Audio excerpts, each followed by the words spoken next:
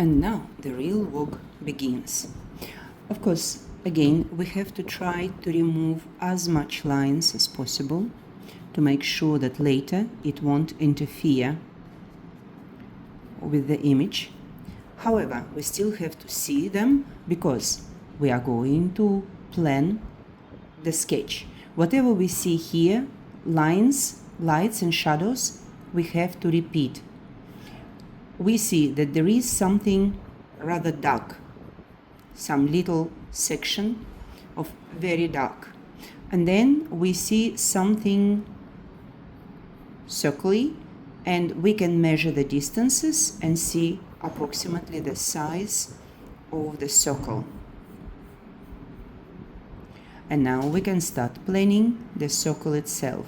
The circle has something like a groove here, some kind of a wave, and then we have another kind of groove and another, I think, kind of groove, and then we have three darker.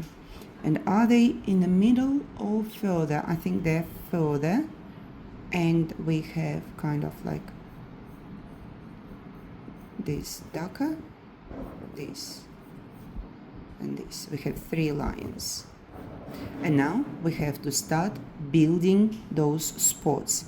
This one is the darkest, it's the most obvious, the easiest to identify. And we have another, the darkest spot here. Later on, I will use my softest pencils to show the darkest spots, but for now we are just planning. And I'm not sure if this is 100% correct, but we have kind of darker here, and then we definitely have kind of darker here,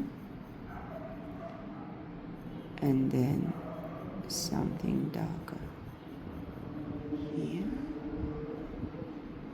the second groove here, and then we have a bigger groove, and I think it's actually bigger than I planned. And the bottom is rather light. It has just a little bit of gray on the bottom.